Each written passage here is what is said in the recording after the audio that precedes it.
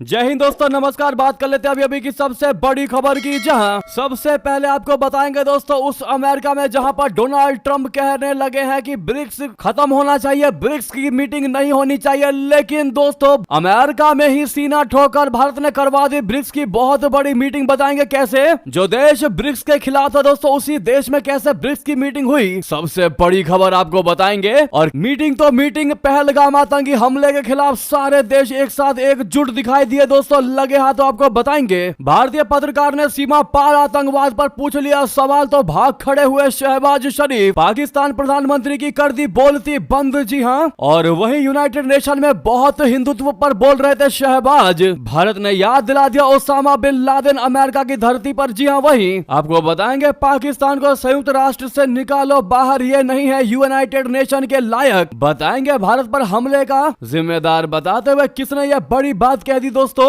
वहीं जब United nation में यानी यूएनजीए में भाषण दे रहे थे बांग्लादेश की अंतरिम सरकार के मुखिया मोहम्मद यूनुस, तभी यूनाइटेड नेशन के बाहर फूटा बांग्लादेशी प्रवासियों का गुस्सा। लगाया go back to Pakistan Mohammad Yunus के नारे, जी हां। वहीं दोस्तों ऑपरेशन सिंदूर के बाद खौफ में पाकिस्तान लश्कर ने अपनी आतंक की फैक्ट्री को पीओके से ही हटा लिया, जी हां दोस्तों। बताएंगे भारत के डर की वजह से अब यहां से वहां कर दिया शिफ्ट। बताएंगे कहां से कहां, सारी जानकारी एक करके आपको विस्तार से बताने वाले हैं। बस आप वीडियो के लास्ट तक बने रहेगा। और खबरों में आगे बढ़ने से पहले अपने देश भारत के बढ़ते साख और भारत की बढ़ती पावर का दिल से समर्थन करते हैं तो इस वीडियो को लाइक करके चैनल को सब्सक्राइब करके बेल आइकन दबा के कमेंट में जय हिंद कह दीजिएगा। तो बात कर लेते हैं अगली बड़ी खबर की, जहां अमेरिका में सीना ठोक कर भारत ने कराए ब्रिक्स की मीटिंग। पहलगाम आतंकी हमले के खिलाफ आए सभी देश। बता दें अमेरिका की धरती पर भारत ने कूटनीति का दम दिखाते हुए न्यूयॉर्क में ब्रिक्स विदेश मंत्रियों की बैठक आयोजित कर दी। इस मीटिंग में भारत ने न सिर्फ अध्यक्षता की बल्कि बहुपक्षीय सहयोग, आतंकवाद पर सख्ती और वैश्विक व्यापार में निष्पक्षता जैसे मुद्दों पर दुनिया को सशस्त्र संदेश भी दिया। अमेरिका में हुई यह मीटिंग बेहद खास है। इसकी वजह है कि ट्रंप लगातार ब्रिक्स देशों को चेतावनी दे रहे हैं। यह बैठक संयुक्त राष्ट्र महासभा बोले तो यूएनजीए 80 के मौके पर हुई और इसके बाद जारी ज्वाइंट स्टेटमेंट में कई अहम बिंदु सामने आए। संयुक्त बयान का सबसे अहम हिस्सा था आतंकवाद के खिलाफ कड़ा रुख। मंत्रियों ने पहलगाम में 22 अप्रैल 2025 को हुए आतंकी हमले की सख्त निंदा की, जिसमें 26 लोग मारे गए थे। संयुक्त बयान में कतर पर इजराइल के हमले की निंदा हुई। बयान में दोहराया गया कि आतंकवाद किसी धर्म, जातीयता या राष्ट्रीयता से नहीं जोड़ा जा सकता। बयान में कहा गया कि सीमा पार से आतंकियों की आवाजाही, टेरर फाइनेंसिंग और सुरक्षित पनाहगाह पर पूरी तरह रोक होनी चाहिए। दोस्तों इंपोर्टेंट ये नहीं है कि इस मीटिंग में किन किन मुद्दों पर बात हुई, इंपोर्टेंट ये है कि अमेरिका जैसा देश, ट्रंप जैसा राष्ट्रपति जो ब्रिक्स को खत्म करने की कोशिश में लगा हुआ था, आज उसी के देश में भारत ने सीना ठोकर ब्रिक्स की मीटिंग करवा दी। ट्रंप की नीतियां हमेशा से ब्रिक्स के खिलाफ रही है दोस्तों। ब्रिक्स को वो ऐसी संस्था के रूप में देखता है जो अमेरिकी प्रभाव को कम करने की कोशिश कर रहा है। ट्रंप ने व्यापारिक मुद्दों पर कड़ा रुख अपनाया है और ब्रिक्स के देशों के साथ व्यापारिक संबंधों में सुधार करने के लिए उनकी नीतियों का विरोध किया है। ब्रिक्स देशों के साथ अमेरिका की भू राजनीतिक प्रतिस्पर्धा है और ट्रंप ब्रिक्स को एक चुनौती के रूप में देखता है। और ऐसे में अब यह ब्रिक्स दोस्तों अमेरिका में ही ठोक बजाकर कर दिया गया। इससे बड़ी बात भारत के लिए और क्या ही हो सकती है दोस्तों। इस पर आपकी जो भी राय हो बताना मत भूलिएगा दोस्तों। लेकिन कमेंट में ब्रिक्स खत्म नहीं होना चाहिए ये बात कमेंट में जरूर कहिएगा। और आपकी पर्सनल राय क्या है दोस्तों इसको लेकर, ब्रिक्स को लेकर जरूर बताइएगा। अगली खबर की बात कर लेते हैं, जहां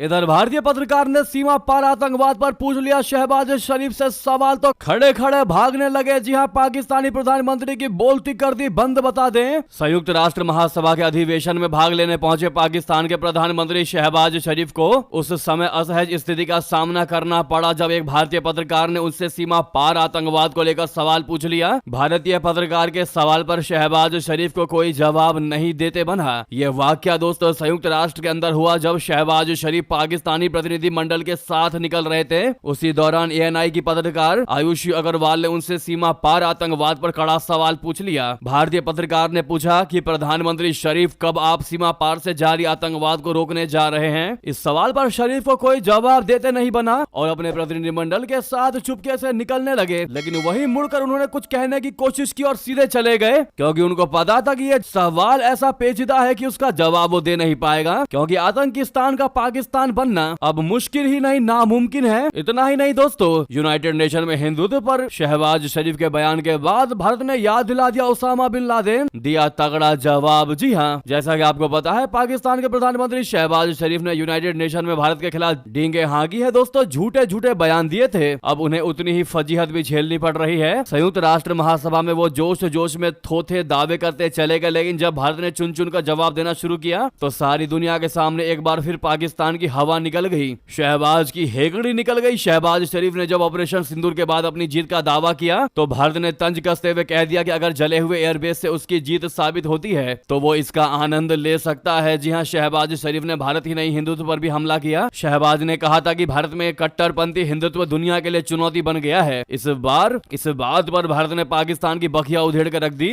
यूनाइटेड नेशन में भारत के परमानेंट मिशन के फर्स्ट सेक्रेटरी पेटल गहलोत ने कहा कि ये वही देश है जो कि ओसामा बिन लादेन जैसे आतंकी को शरण देता है और दुनिया भर में आतंक का व्यापार करता है। इस पर आपकी क्या राय है दोस्तों? और शहबाज शरीफ को जो जवाब दिया है भारत ने, अगर आप भी उससे सहमत हैं तो सामने लाइक का बटन अभी तक लाइक नहीं किया इस वीडियो को तो बटन दोस्तों दबा दीजिएगा। अगली खबर की बात करते हैं, जहां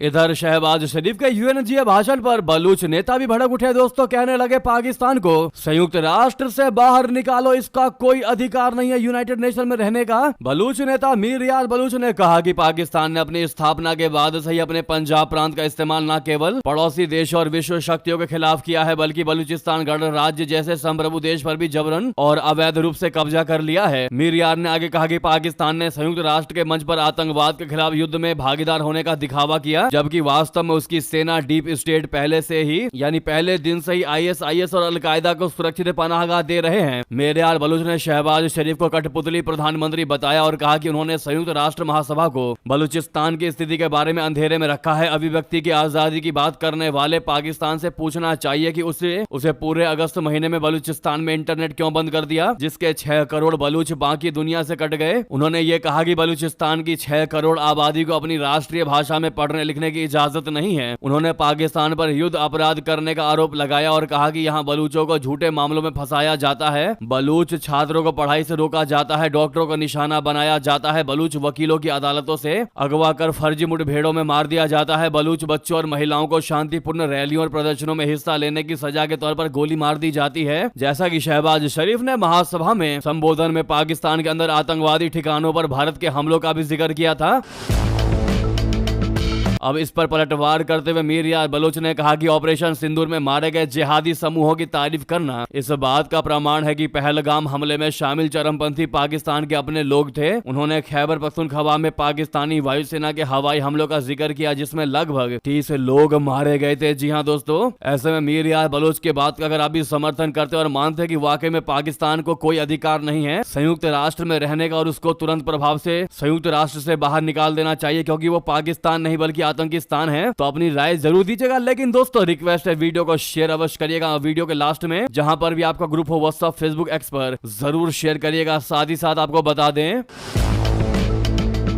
मोहम्मद यूनुस के खिलाफ फूटा बांग्लादेशी प्रवासियों का गुस्सा, यूनाइटेड नेशन के बाहर किया प्रदर्शन, लगाया go back to Pakistan Mohammad Yunus के नारे। जी हां दोस्तों, न्यूयॉर्क स्थित संयुक्त राष्ट्र मुख्यालय के बाहर शुक्रवार को बांग्लादेशी प्रवासियों ने अंतरिम सरकार के मुख्य सलाहकार मोहम्मद यूनुस के खिलाफ विरोध प्रदर्शन किया। प्रदर्शनकारियों ने आरोप लगाया कि मोहम्मद यूनुस के पदभार संभालने के बाद से खासकर 2024 में पूर्व प्रधानमंत्री शेख हसीना के पद छोड़ने के बाद अल्पसंख्यकों पर अत्याचार के मामलों में तेजी से बढ़ोतरी हुई है। यूनाइटेड नेशन के हेडक्वार्टर के बाहर प्रदर्शनकारियों ने मोहम्मद यूनुस पाकिस्तानी है, पाकिस्तान वापस जाओ के नारे लगा दिए। प्रदर्शनकारियों ने आरोप लगाया कि सत्ता परिवर्तन के बाद बांग्लादेश में अल्पसंख्यकों की स्थिति बिगड़ गई है। एक प्रदर्शनकारी ने मानवाधिकारों की स्थिति को गंभीर बताते हुए कहा कि 5 अगस्त 2024 से हिंदुओं और अन्य अल्पसंख्यक समुदायों के खिलाफ हिंसा में वृद्धि हुई है, जिसके चलते कई लोग देश छोड़ने को मजबूर हो गए हैं। जी हाँ दोस्तों, इतना ही नहीं, उधर आपको बता दें शारदीय नवरात्रि पर शेख हसीना का संदेश, कहा कट्टरपंथियों के चंगुल से बांग्लादेश को मिलेगी आजादी। जी हां, बांग्लादेश के पूर्व प्रधानमंत्री और आवामी लीग की नेता